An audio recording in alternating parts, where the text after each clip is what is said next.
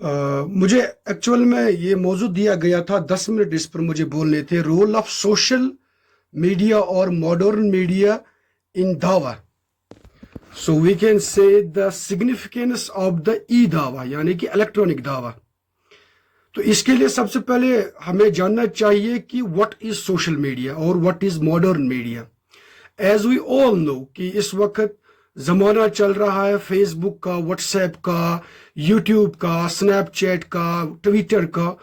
All the sources جن کو ہم آن لائن استعمال کرتے ہیں اور جن کا استعمال کرتے ہوئے ہم باقی لوگوں سے جڑ پاتے ہیں، ان تک اپنی بات پہنچا سکتے ہیں اور ان کی بات ہمارے تک پہنچ سکتی ہے. یہ سارے جو ذرائع ہیں ان کو ہم کہہ سکتے ہیں یہ سوشل میڈیا کے ذرائع ہیں، سوشل میڈیا کے پلیٹ فارمز ہیں. اسی طریقے سے اگر ہم ماڈرن میڈیا کی بات کریں گے، اس میں وہ ذرائع آ جائیں گے جو کرنٹ اور کنٹمپرری ٹائم میں جنریٹ ہوئے ہیں. اس میں سے فار ایگزامپل آئے گا ویب سائٹس آئیں گی، ٹھیک ہے، ویڈیوز آئیں گے، آرٹیکلز آئیں گے، ٹھیک ہے. تو یہ جو سارے ذرائع ہیں ان کو ہم کہہ سکتے ہیں یہ ماڈرن مینز آف کمیونیکیشن ہے. تو اب ہمیں یہ دیکھنا ہے کہ ان کو ہم کس طریقے سے دعویٰ کی ایکٹیویٹیز میں استعمال کریں گے. اینڈ فار دیٹ ہمارے لیے جو اصولی رہنمائی ہے وہ یہ ہے کہ کنتم خیر امت اخرجت للناس تأمرون بالمعروف وتنہون عن المنکر. یعنی کہ ہمارا جو فرض منصبی ہے، ہمارا جو بنیادی کام ہے وہ از بس یہی ہے کہ ہم لوگوں تک صحیح بات پہنچائیں اور ان کو غلط باتوں کے بارے میں مطلع کریں، یا ہم معروفات کا حکم دے اور منکرات سے لوگوں کو بچائیں. اس کے لیے ہم نے بہت سارا ذرائع کا استعمال کرنا ہے. چنانچہ ایک حدیث میں فرما دیا گیا ہے کہ جب تم لوگ منکرات کو دیکھ لو گے تو سب سے پہلے اپنی قوت بازو کا استعمال کریں اور اس برائی کو روکو اور اس پر اچھائی کو غالب کرو. اب اگر آپ کے پاس وہ استطاعت نہیں ہے تو اپنی زبان کا استعمال کریں. اس میں یہ بھی آئے گا کہ آپ اپنی قلم کا بھی استعمال کر سکتے ہیں. اس میں یہ بھی آئے گا کہ آپ ماڈرن مینز آف کمیونیکیشن یا کنٹمپرری مینز آف کمیونیکیشن کا بھی استعمال کریں.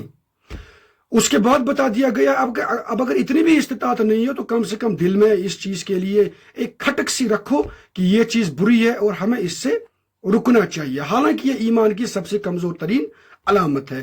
تو اس حوالے سے مسلمانوں کا جو فرض منصبی ہے، بلکہ ان کو تو بنایا ہی گیا ہے اس لیے، ان کو تو لایا ہی گیا ہے اس لیے، باقی جتنی بھی چیزیں ہم اس دنیا میں انجام دے رہے ہیں وہ ثانوی حیثیت رکھتے ہیں. بنیادی حیثیت یہی ہے کہ کنتم خیر امت اخرجت للناس تأمرون بالمعروف وتنہون عن المنکر. اب چنانچہ میرے سامنے جو اس وقت سامعین بیٹھے ہیں، مجھے اگر کوئی زوم لاحق نہیں ہوا ہے تو میں کہہ سکتا ہوں کہ آپ میں سے متعدد بلکہ اکثریت کی جو تعداد ہے وہ ایک پلورلسٹک سوسائٹی میں اس وقت جی رہے ہیں. یعنی کہ آپ کے آس پاس اس وقت مختلف مذاہب کے لوگ بستے ہیں. آپ کا ان کے ساتھ اٹھنا بیٹھنا ہے، چلنا پھرنا ہے. بلکہ اگر ہم سوشل میڈیا کی بات کریں گے وہاں پر تو ہمارا اٹھنا بیٹھنا، ہماری بات دوسروں تک پہنچانے میں زیادہ یا کم سے کم کوئی نہ کوئی رابطہ باقی مذاہب کے لوگوں کے ساتھ بھی ہے. تو اس سلسلے میں دعوت کی جو اہمیت ہے وہ بدرجہ اتم بڑھ جاتی ہے. تو اس حوالے سے ہمیں یہ بھی سمجھنا چاہیے کہ اللہ تبارک و تعالی ہمیں کل آخرت کے روز اس حوالے سے بھی باز پرس کریں گے کہ میرے بندو، میں نے آپ کو ٹیکنالوجی دی تھی، modern means of communication, social media دیا تھا، تو آپ نے کیوں کر اس کا خاطر استعمال نہیں کیا اور قرآن کی دعوت، حدیث کی دعوت، میرے نبی کے پیغامات کو آگے کیوں نہیں پہنچایا. تو اس حوالے سے بھی ہمیں باز پرس ہونی ہے. تو اس سے پہلے کہ ہمیں باز پرس ہو جائے، ہمیں ان تمام چیزوں کا خاطر خواہ استعمال کرنا چاہیے. اس سلسلے میں اگر ہم دیکھیں گے اس وقت آن لائن یا انٹرنیٹ پر اتنا سارا مواد موجود ہے، اگر کچھ بھی نہیں، ہم میں سے بہت ساروں کے تمام لوگوں پر کوئی نہ کوئی اثر ان تمام چیزوں کا، اس تمام مواد کا پڑ چکا ہوگا جو ہم آن لائن اس وقت دیکھ رہے ہیں، پڑھ رہے ہیں، سن رہے ہیں. تو یہ بات بذات خود اس بات کی دلیل ہے، بلکہ یہ جو اس وقت ہم پروگرام چلا رہے ہیں آن لائن، یہ بھی بذات خود اس بات کی دلیل ہے کہ سوشل میڈیا ہو یا ماڈرن میڈیا ہو، اس کی کتنی اہمیت اور افادیت ہے موجودہ زمانے میں۔ اب دوسری بات ہے وہ یہ ہے کہ اس وقت لاک ڈاؤن کا زمانہ چل رہا ہے، دنیا کا منظرنامہ اب تبدیل ہوتا جا رہا ہے۔ اللہ جانے بہتر آگے کیا ہونے والا ہے، لیکن لوگوں کا ایک دوسرے کے ساتھ فزیکل کانٹیکٹ ہونا یہ اب ایک مختلف سی بات لگ رہی ہے۔ تو ایسے میں سوشل میڈیا یا ماڈرن میڈیا کا استعمال کرنا بہت زیادہ ضروری بن چکا ہے دعوت کے حوالے سے۔ لیکن ان تمام میڈیا کے ذرائع کو استعمال کرنے کے دوران ہمیں کچھ چیزوں کی طرف خاص توجہ رکھنی چاہیے۔ وہ یہ ہے کہ ہمیں دوسروں کی کوفت کا ذریعہ نہیں بننا چاہیے۔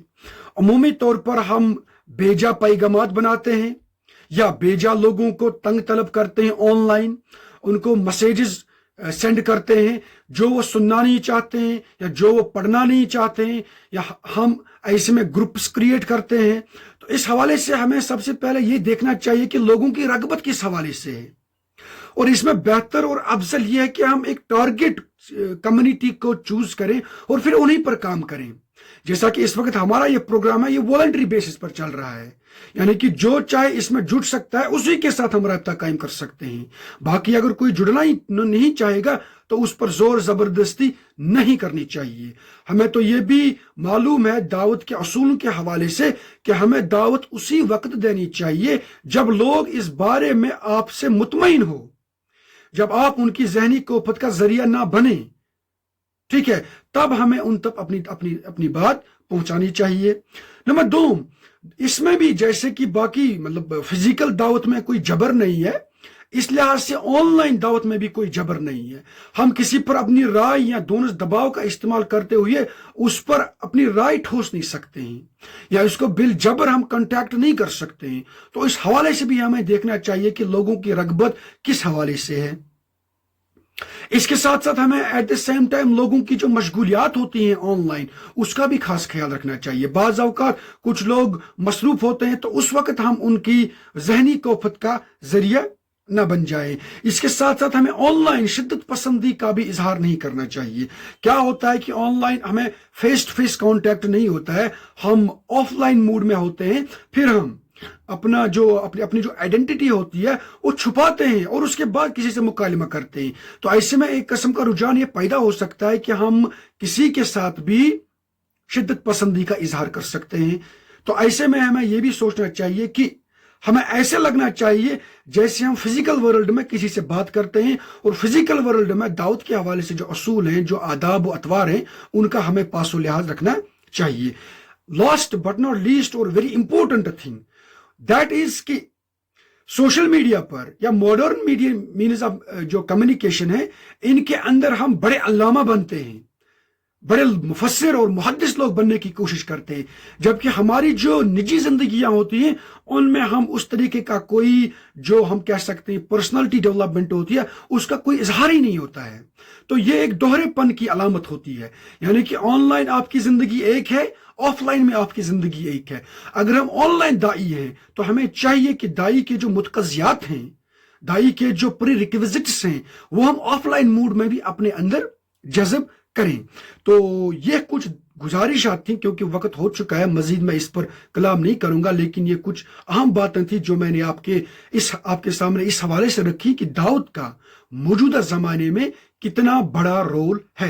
اللہ تبارک و تعالیٰ سے دعا ہے کہ ہمیں یہ جو سارے ماڈرن مینز آف کمیونیکیشن ہیں، ان کا ہم خاطر خواہ استعمال کریں، اور اللہ تبارک و تعالیٰ کا جو کلام ہے، نبی صلی اللہ علیہ وآلہ وسلم کے جو فرمودات ہیں، ان کو ہم ان سورسز کا استعمال کرتے ہوئے زیادہ سے زیادہ لوگوں تک پہنچائے۔ اللہ تبارک و تعالیٰ آپ پر، ہم سب پر فضل کرے، عنایت کرے۔ السلام علیکم ورحمۃ اللہ۔